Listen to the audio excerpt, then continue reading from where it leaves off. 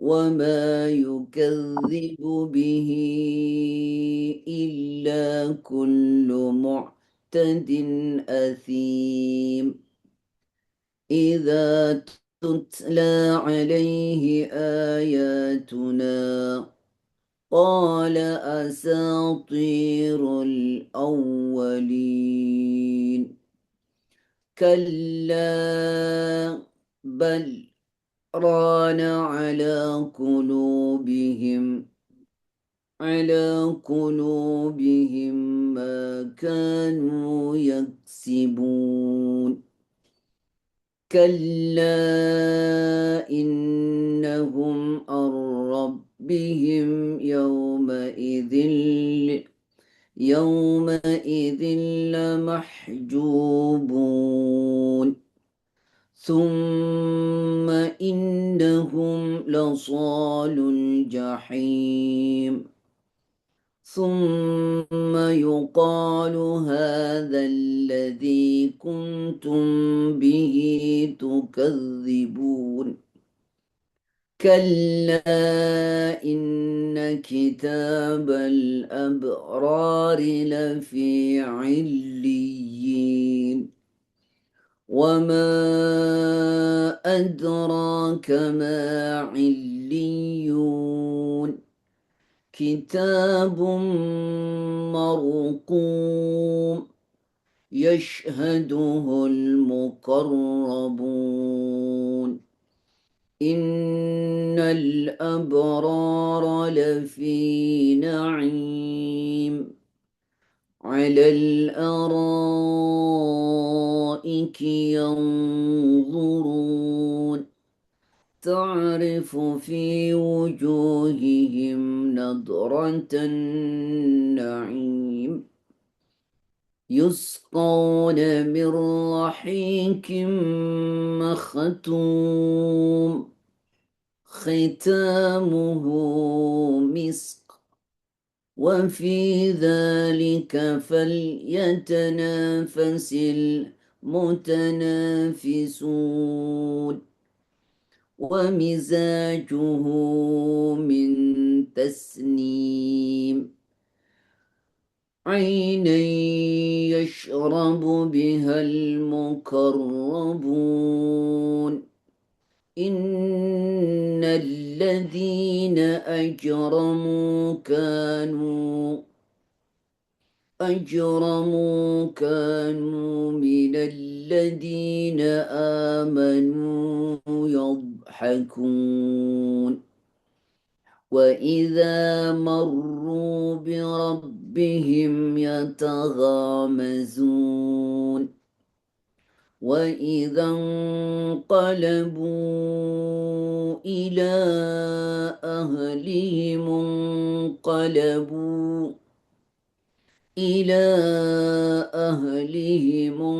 انقلبوا فاكهين mohon maaf وإذا انقلبوا إلى أهلهم انقلبوا فكهين وإذا وإذا رأوهم قالوا إن هؤلاء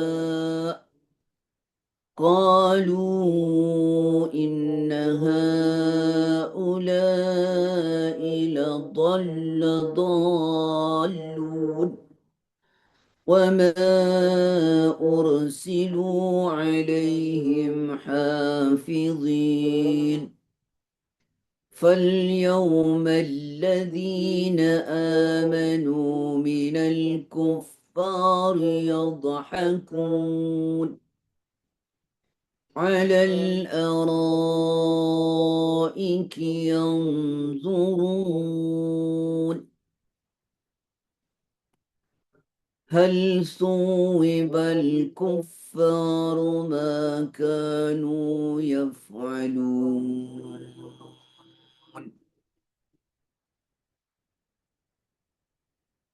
Baik, kita sudah baca. Ada pertanyaan untuk bacaan? Sebentar ya Bu, masih ada pengumuman nih agak ramai.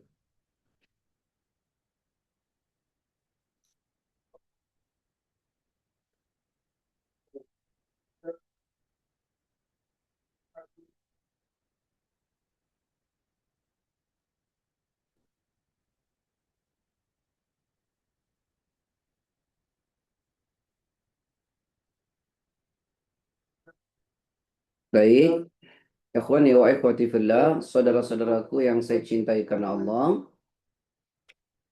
ini surah, kalau kita perhatikan urutan isi daripada surah ini, ya, urutan isi daripada surah ini, maksudnya surah Al-Mutaffifin diletakkan oleh Allah setelah surat At-Takwir, Al-Infitar, dan Al-Insyiqaq. Ini sebenarnya merupakan sebuah keindahan, ya, dari rangkaian-rangkaian surat yang terdapat di dalam Al-Quran. Surat At-Takwir itu berbicara tentang dahsyatnya hari kiamat secara detail satu persatu. Ya, mulai dari mana keadaan langit, ya, dan isinya. Ya. Kemudian bagaimana keadaan bumi, bagaimana kemudian lautan, dan seterusnya. Allah sebutkan secara detail tentang dahsyatnya hari kiamat pada surah At-Takwir. Kemudian selanjutnya pada surah Al-Infitar, Allah menyebutkan hanya sebagian dari dahsyatnya hari kiamat. Lalu kemudian Allah menyebutkan tentang celaan Allah terhadap orang-orang kafir dan yang lupa terhadap nikmat Allah, serta juga terhadap kiamat, ya.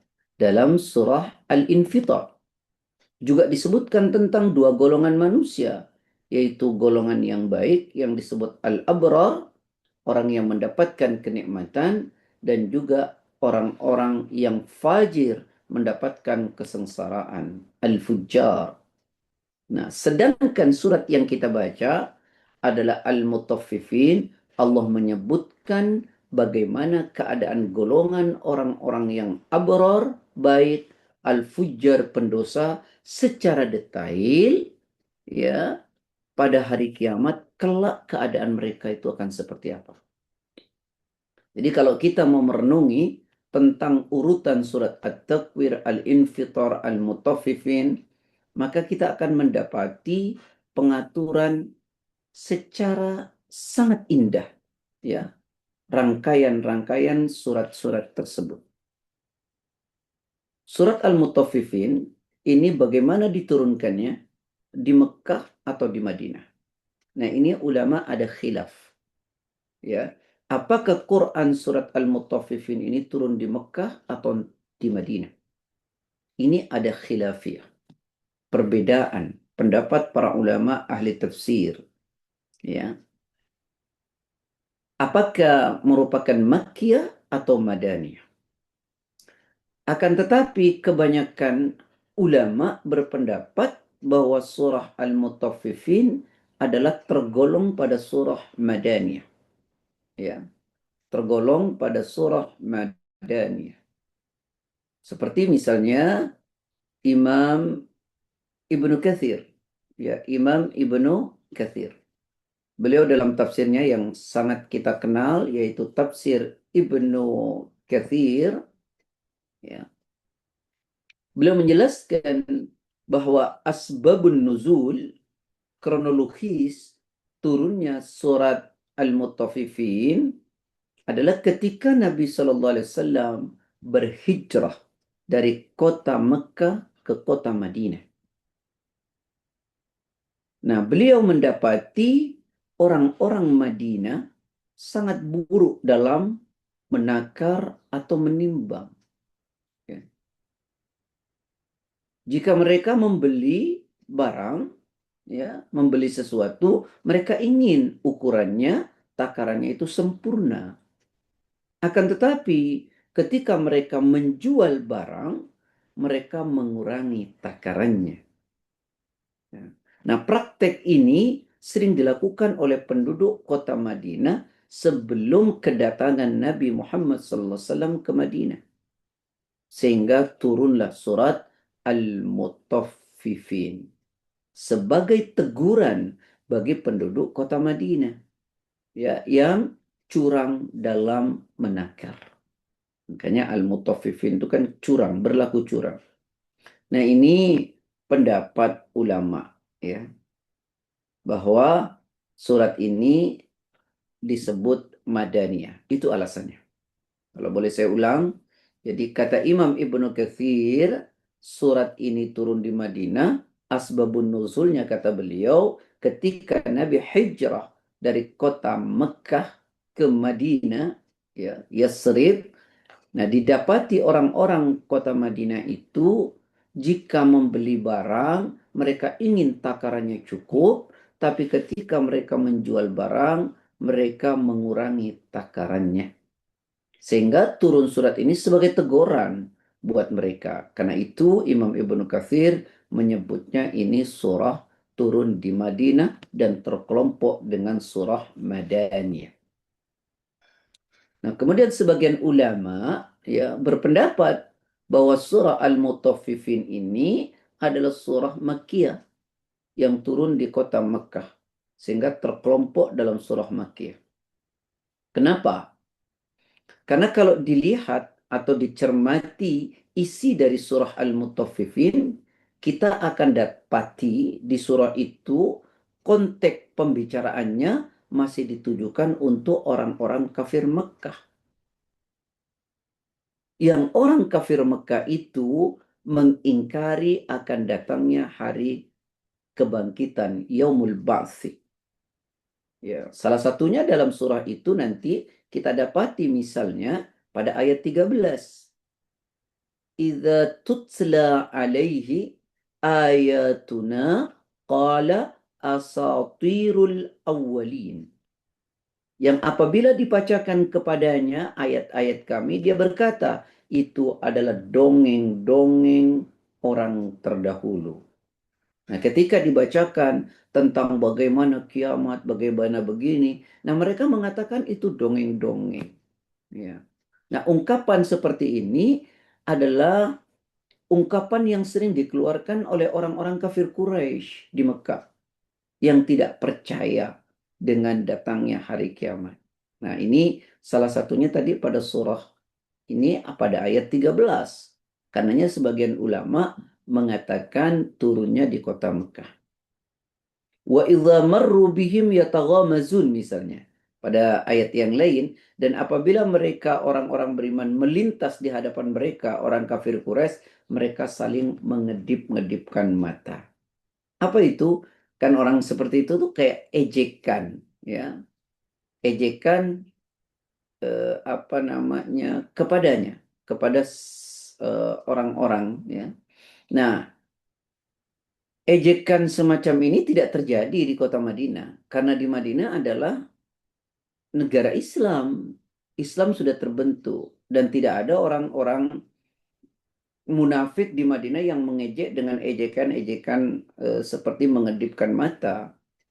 Nah, ejekan seperti ini hanya terjadi di kota Mekah. Oleh karena itu, sebagian ulama menyatakan bahwa surah Al-Mutaffifin adalah surah Makkiyah. Gitu. Ini illatnya, alasannya ya. Jadi, kalau tadi di Madinah 11, kenapa disebut di Makkiyah juga sudah saya sampaikan. Tapi sebagian ulama, ya, sebagian ulama ada yang apa namanya, seperti berusaha mencari jalan tengah. Nah, beliau mengatakan bahwasanya surah Al-Mutaffifin turun di Mekah dan juga di Madinah. Ya, yaitu ketika Nabi hendak berhijrah, ya, sebagaimana pendapat misalnya Imam Tahir, ya, bin Ashur dalam tafsirnya untuk surat Al-Mutaffifin, bahwanya surat ini turun di kota Mekah dan juga Madinah. Ya.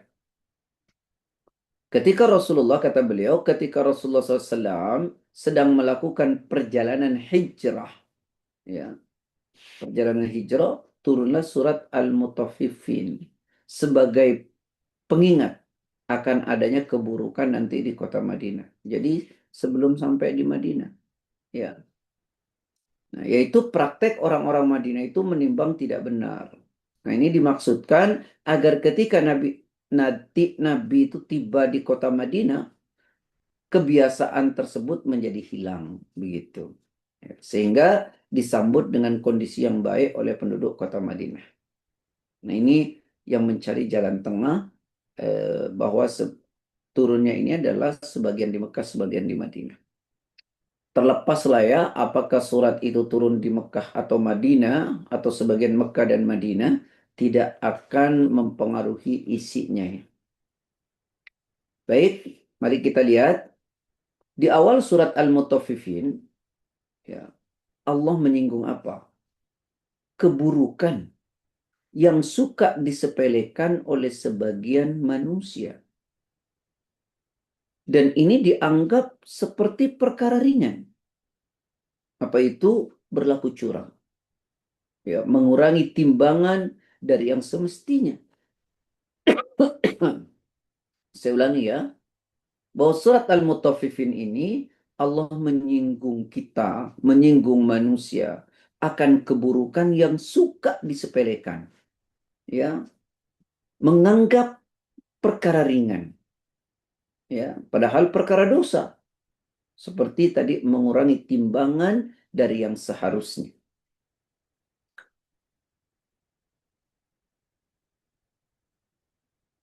Orang banyak menganggap itu ringan. Ya, berbuat curang, mengurangi timbangan, atau hal-hal yang lain. Dolim kepada orang. Padahal ini adalah perkara yang sangat amat besar. Kenapa? Karena berkaitan dengan hak orang lain. Ya, maka jangan pernah menganggap ini adalah perkara ringan. Ya. Di dalam Quran itu tidak ada loh kata dalam satu surat yang dimulai dengan kata wail. Wailul lil mutaffifin. Artinya apa? Celaka lah. Cuman ada dua surat yang dimulai dengan kata wailun. Celaka lah. Ya. Satu pada surah Al-Mutaffifin, yang kedua pada surah Al-Lumazah. Wailul likulli humazatil lumazah. Wailul lil mutaffifin. Hanya dua ini, celaka, celaka. Karena banyak orang memang kadang-kadang menyepelekan, menganggap ringan, ya, berbuat dolim kepada orang, mengurangi takaran, ya, itu mutaffifin. Atau misalnya al-lumazah. Kalau al-mutaffifin itu berkaitan melanggar hak orang lain atau milik orang lain yang berkaitan dengan harta, yaitu melakukan kecurangan dalam menimbang dengan cara menguranginya. Sedangkan al-lumaza itu juga berbicara tentang kedoliman kepada orang lain, ya, dengan cara verbal. Suka mengumpat, mencela, serta merendahkan harga diri orang lain. Itu al-lumaza. Kalau al-mutaffifin berkenaan dengan harta, kalau al-lumaza berkenaan dengan kehormatan orang. Artinya kita bicara bahwa dosa kepada Allah itu jauh lebih ringan karena Allah Maha Pengampun. Tapi dosa kepada manusia, ya, itu sangat amat berat. Ya. Makanya dimulai dengan kata wailun, celaka. Satu, bagi orang yang mendolimi orang dalam perkara harta, ya, dalam perkara harta, mengurangi timbangan, berlaku curang, ya. Yang kedua, berupa kehormatan orang, yaitu wailul likulli humazah, suka mengumpat, mencela, memaki, ya, menghancurkan kehormatan orang. Innallaha yubghidu, sesungguhnya Allah itu benci ala kulli ja'dariyin, terhadap orang yang sombong, jawadin sakhabin fil aswaq, suka berteriak, mencela, memaki orang-orang di pasar atau dimanapun gitu ya. Nah, ini ikhwani wa ikhwati fillah. Jadi keduanya ini dimulai dengan kata celaka karena mendolimi orang dalam perkara harta. Yang kedua, mendolimi orang dalam perkara kehormatannya. Ya, makanya kita hati-hati lisan ini. Rasulullah Shallallahu Alaihi Wasallam pernah menyampaikan dalam khutbah Haji Wada. Apa kata Rasulullah? Inna dima'akum wa amwalakum haramun alaikum kahurmati yaumikum hadha fi syahrikum hadha fi baladikum hadha. Kata Nabi, sesungguhnya darah dan harta kalian haram bagi seluruh ya sesama kalian. Sebagaimana haramnya hari ini, haramnya bulan ini, dan haramnya di negeri ini. Hari ini maksudnya tanggal 9 Dzulhijjah, ya. Bulan ini maksudnya adalah ya bulan Dzulhijjah itu haji, kemudian di negeri ini yaitu di kota Mekah, tepatnya di Wukuf Arafah. Jadi kata Allah, sesungguhnya harta kalian, kemudian darah kalian haram. Di mana umat Islam tidak boleh saling menyakiti, mengambil harta saudaranya, kemudian menghancurkan kehormatan saudaranya. Nah, ini dua ayat tadi itu dimulai kata wail. Maka kalau demikian, yuk jaga diri kita. Ya. Karena itu hendaknya seorang tidak menggampangkan dosa, terutama yang berkaitan dengan hak orang lain. Ya, walaupun dosa itu tetap besar, sama-sama dosa ya, berkaitan dengan Allah atau berkaitan dengan manusia. Akan tetapi kalau berkaitan dengan Allah, Allah Maha Pengampun. Sedang berkaitan dengan manusia, manusia ini agak repot, suka pendendam dan tidak mau mengampuni. Dan itu punya konsekuensi nanti di akhirat. Karena itu ulama mengatakan dalam kitab Riyadhus Shalihin, "Idza kanatil ma'siyah bainal 'abdi wa bainallahi ta'ala la tata'allaku bihaqqi adamiyyin falaha thalathatu syurut." Jika dosa itu kaitannya antara manusia dengan Allah yang tidak ada kaitan dengan orang lain, maka syaratnya tiga saja. Satu, ayyukli'anil ma'siyah, berhentilah dari dosa itu. Ayyan dama'ala fi'liha, menyesalah telah melakukan. Ayyazima alla ya'uda ilaiha abadan, bertekad untuk tidak mengulangi, selesai. Karena Allah Maha Pengampun. Misalnya dalam Quran pada surah ke-39 ayat 53, Qul ya ibadiyalladzina asrafu ala anfusihim la taqnatu min rahmatillahi innallaha yaghfirud dzunuba jami'a innahu huwal ghafurur rahim. Silakan. A'udzubillahiminasyaitonirrajim.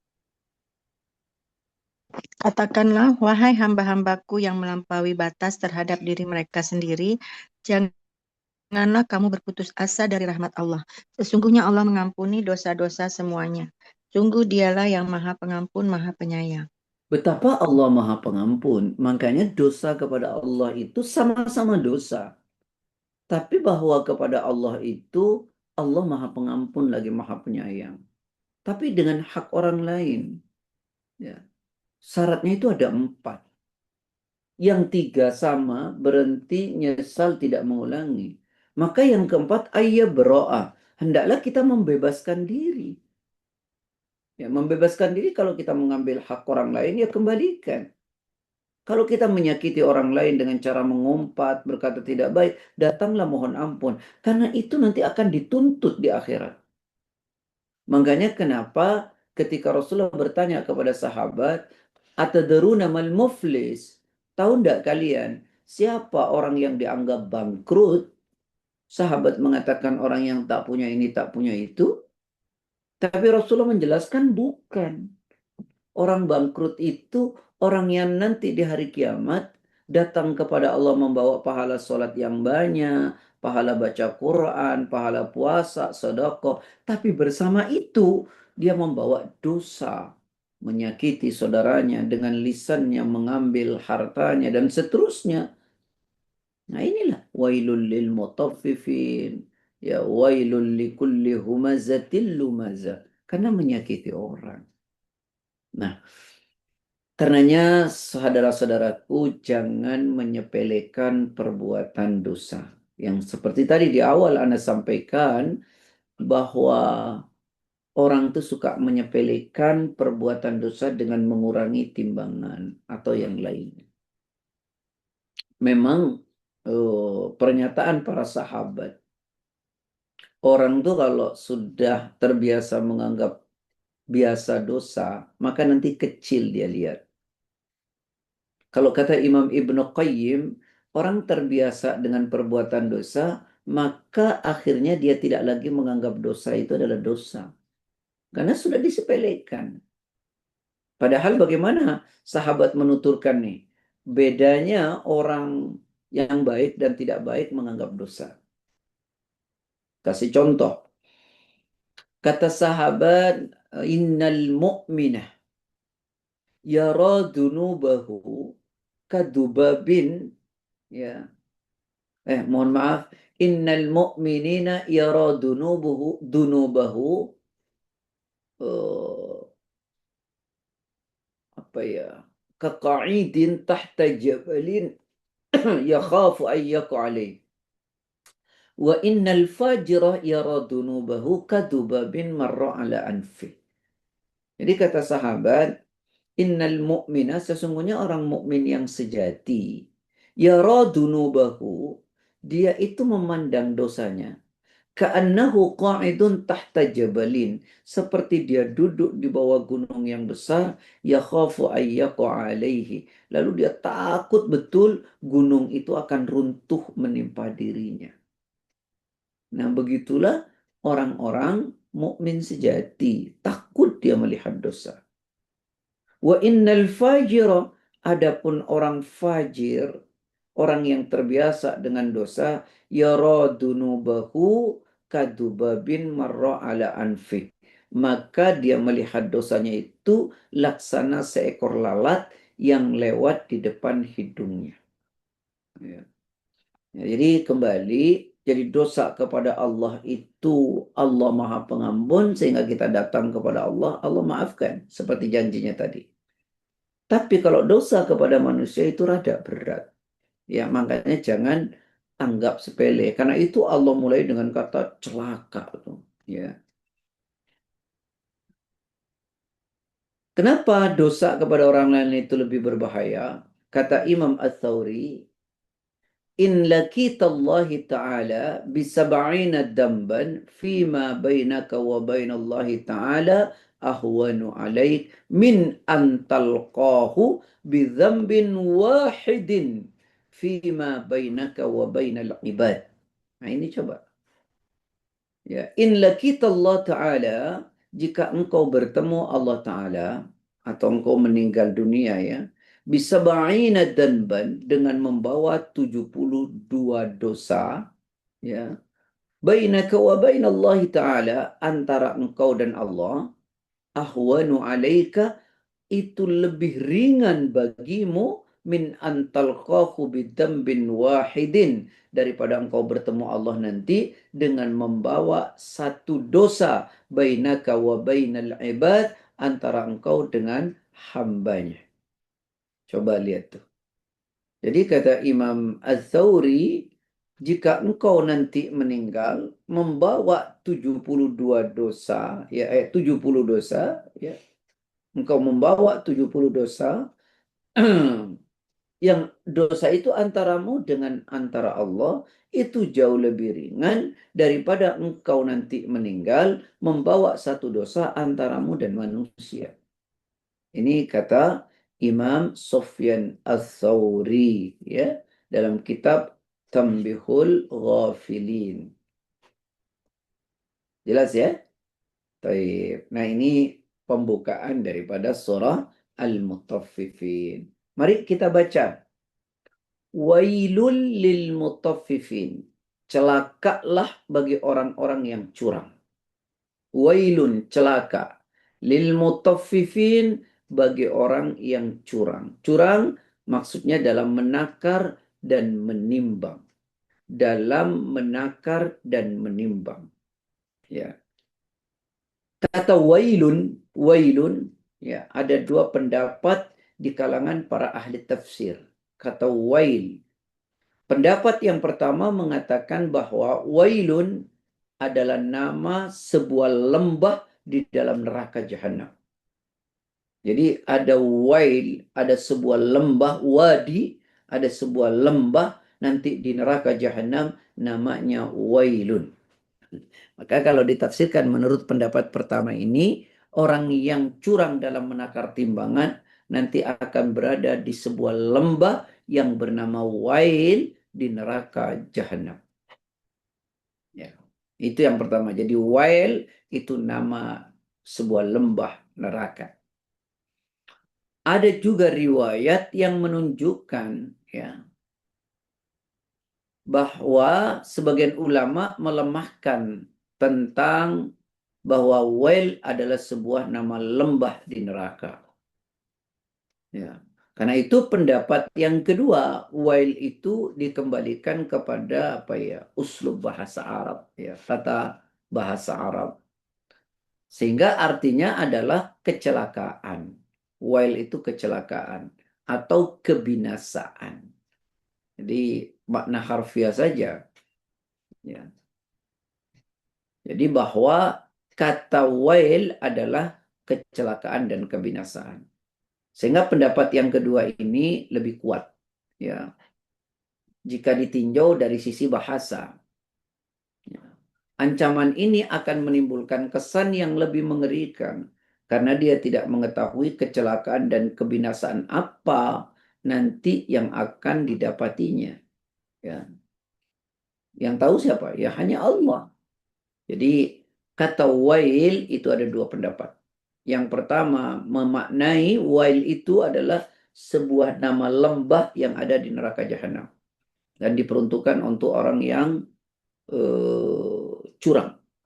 Yang kedua kata wail maknanya adalah ya dalam bahasa Arab saja kecelakaan atau kebinasaan. Gitu.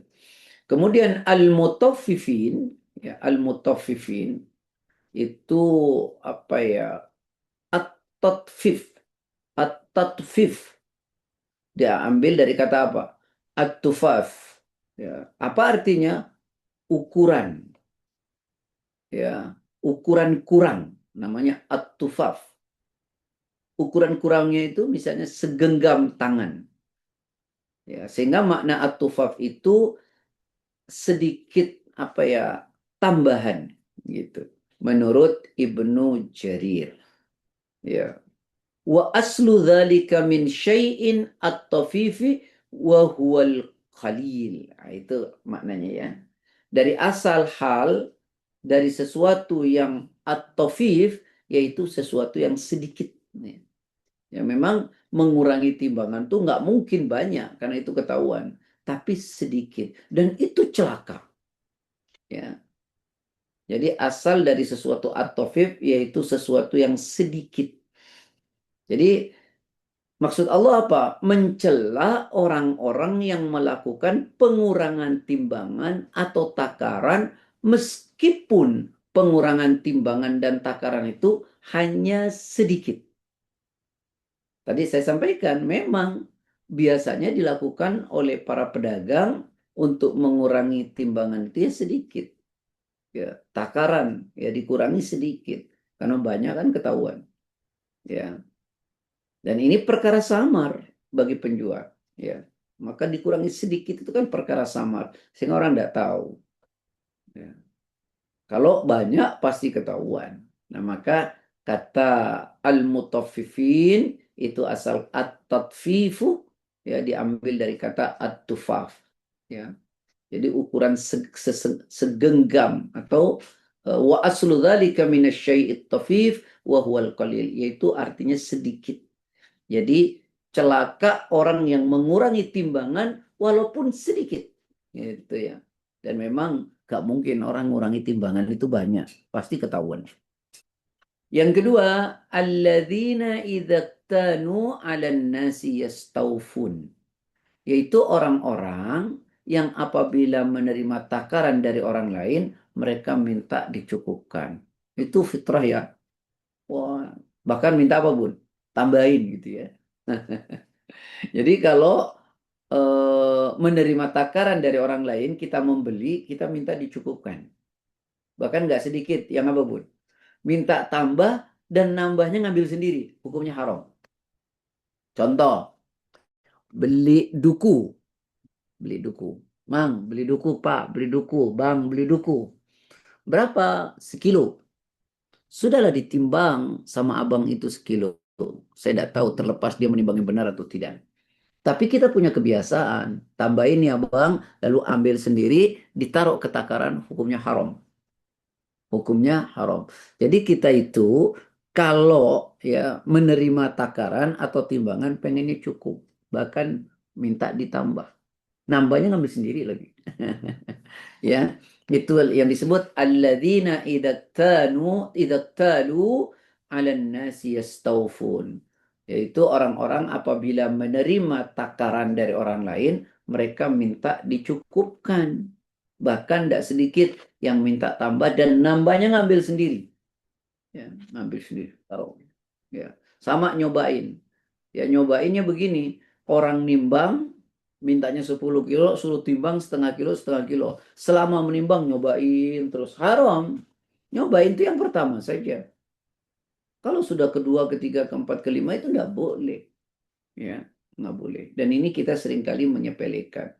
Dan ini dosanya kan jauh lebih besar daripada dosa kepada Allah. Karena ini kepada manusia. Ya, yang manusia itu kita nggak tahu hatinya memaafkan atau tidak. Itu. Wa idza kaluhum aw wazanuhum yukhsirun. Ya, ayat ketiganya. Ya. Wa idza kaluhum aw wazanuhum yukhsarun. Dan apabila mereka menakar atau menimbang ya untuk orang lain, mereka kurangi. Jadi kalau menerima takaran dari orang lain, mintanya dicukupin bahkan nambah sendiri gitu ya. Dan apabila mereka menakar atau menimbang untuk orang lain, mereka mengurangi. Nah, inilah makanya diancam wailun, celaka. Ya. Para ulama menyebutkan bahwasanya perbuatan curang, ya, seperti tadi Ana jelaskan, adalah salah satu contoh perkara yang dianggap sepele, ya, dianggap kecil oleh sebagian orang. Saya ulangi ya. Jadi perbuatan curang seperti tadi, kalau nerima pengennya cukup, kalau nimbang untuk orang lain dikurangi. Nah, ini dianggap sepele oleh sebagian orang. Ya. Ternyata masalah mengurangi timbangan ini bukanlah perkara ringan di mata Allah. Bahkan perkara ini menjadi sebab dihancurkannya sebuah umat loh.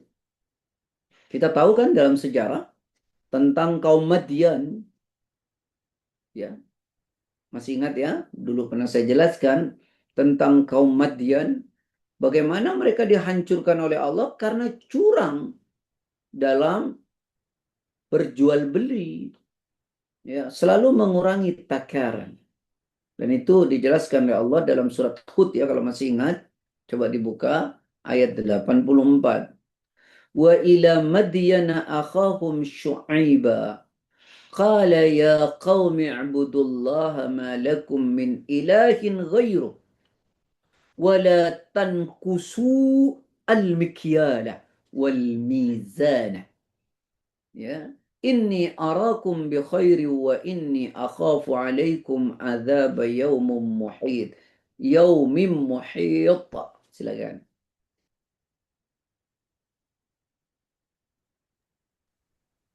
A'udzubillahiminasyaitonirrajim. Dan kepada penduduk Madian kami utus saudara mereka Syuaib. Dia berkata, "Wahai kaumku, sembahlah Allah. Tidak ada Tuhan bagimu selain Dia. Dan janganlah kamu kurangi takaran dan timbangan. Sesungguhnya aku melihat kamu dalam keadaan yang baik atau makmur. Dan sesungguhnya aku khawatir kamu akan ditimpa azab pada hari yang membinasakan atau kiamat." Nah, bagaimana eh, kaum Madian itu dihancurkan oleh Allah, tidak lagi nunggu kiamat. Kenapa? Karena mereka selalu berlaku curang. Dan kepada penduduk Madian, kami utus saudara mereka Syuaib. Dia berkata, wahai kaumku, sembahlah Allah. Tidak ada sesembahan yang berhak disembah selain Dia.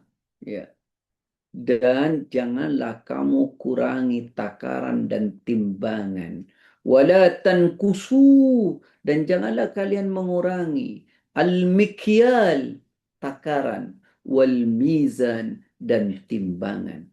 Dan kita tahu bagaimana kaum Madian ya dihancurkan oleh Allah karena perkara ini.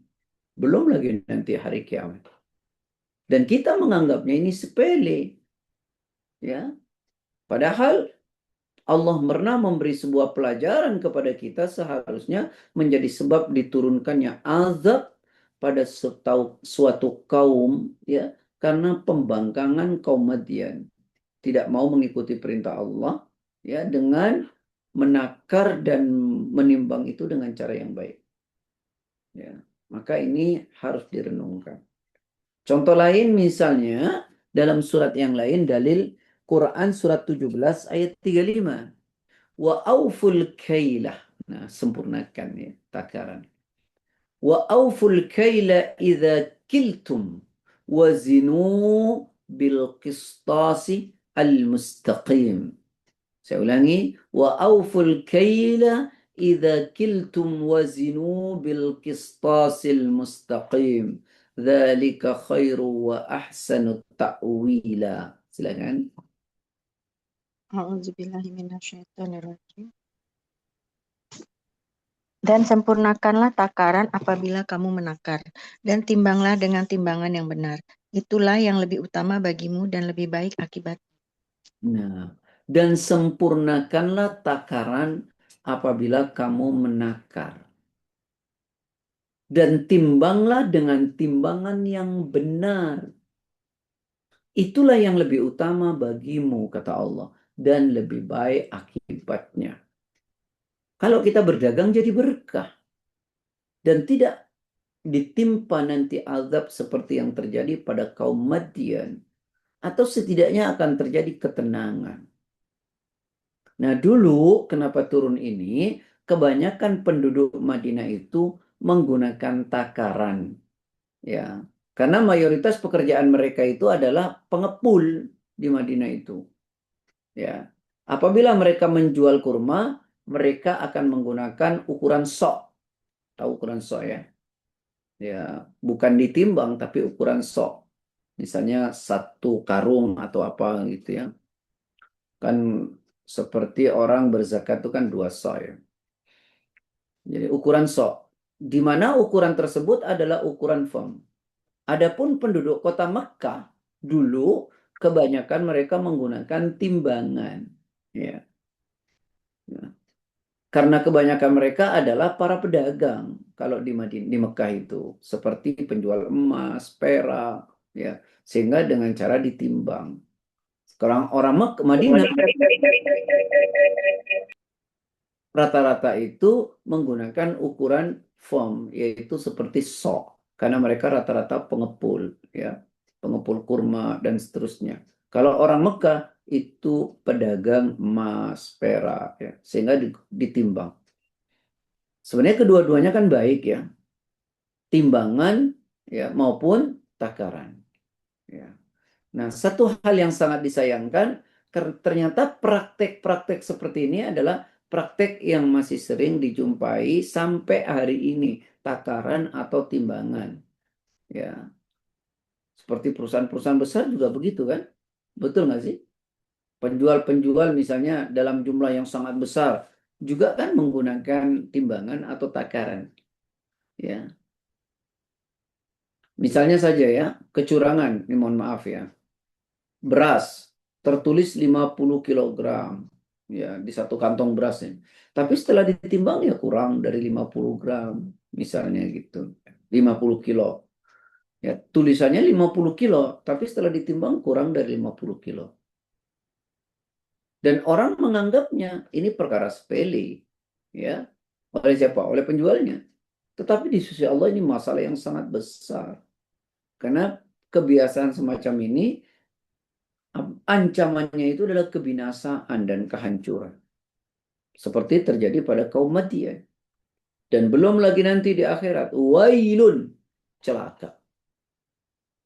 Ya, jadi ulama menyebutkan bahwasanya apa yang disebutkan oleh Allah Subhanahu wa taala tentang mengurangi takaran dan timbangan adalah hanya sekedar contoh dan merupakan apa bukan merupakan apa namanya batasan.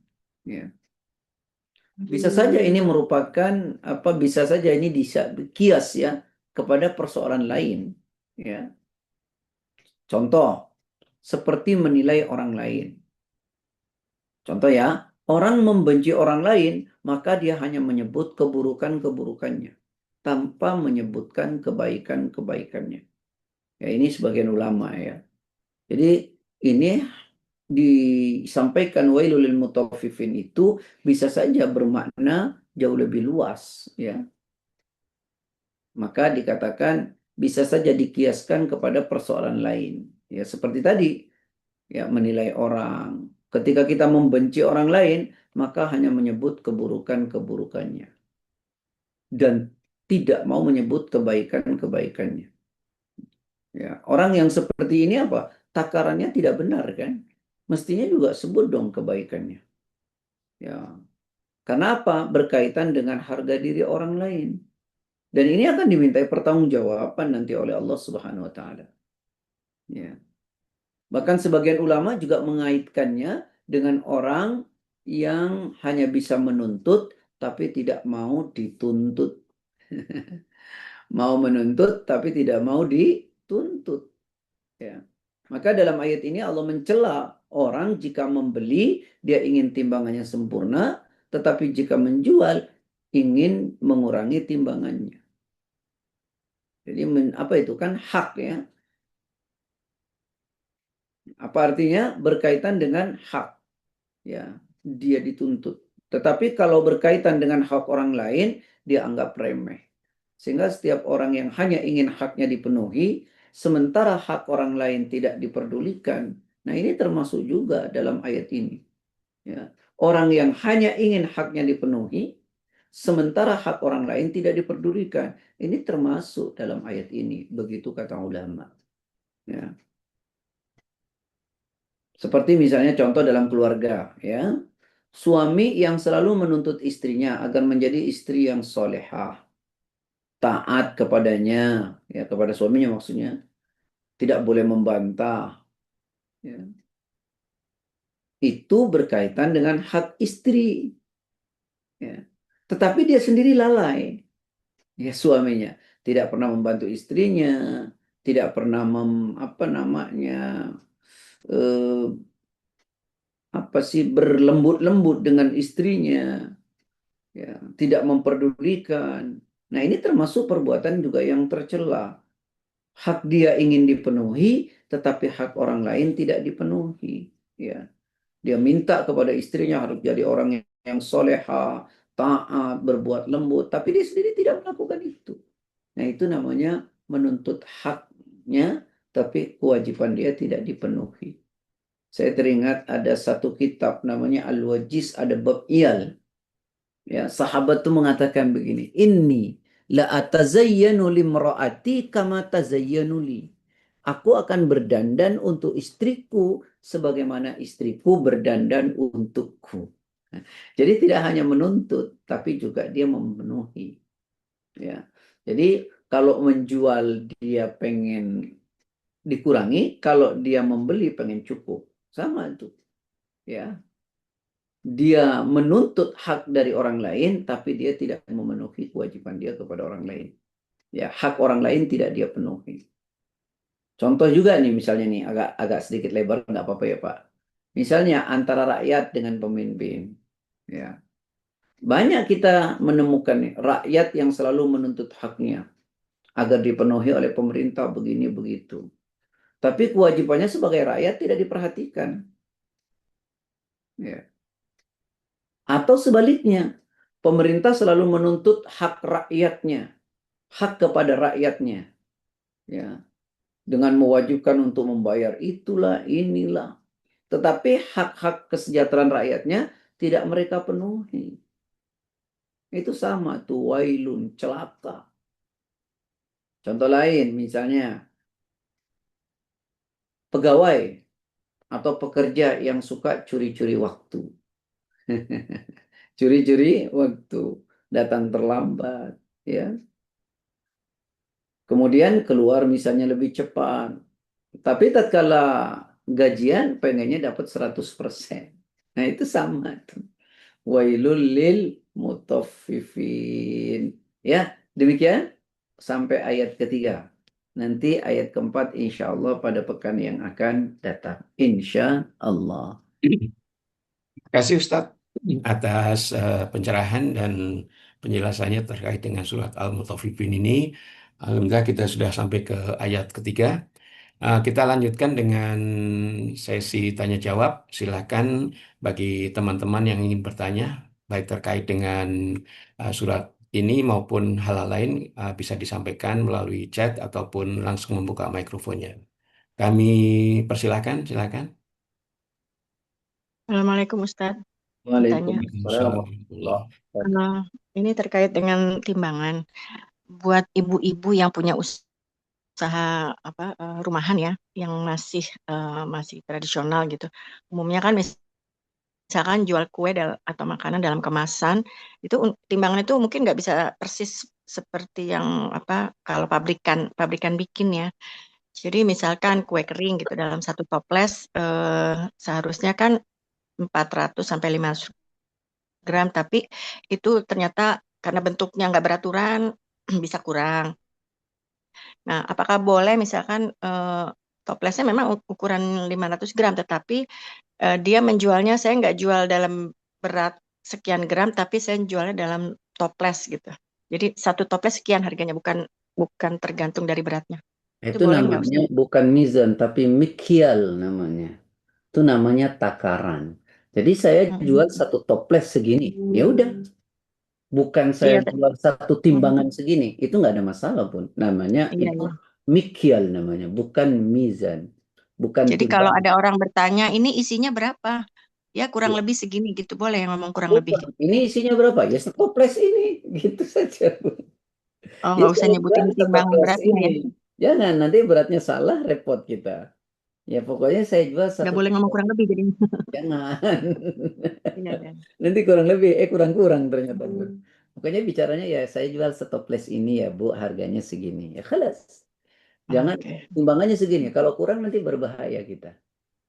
Hmm, Itu ya, iya. mikian namanya itu bukan mizan, bukan timbangan tapi takaran. Oke. Oh iya. Iya, wallahu alam. Misalnya saya jual air satu gentong, berapa liter? Ah, timbangnya sendiri ya. Nggak tahu, pokoknya saya jual satu gentong gitu. Ya, wallahu alam. Kayak kemarin ada tuh beli kurma sama kawan. Ini Ustaz, saya jualan kurma rutop.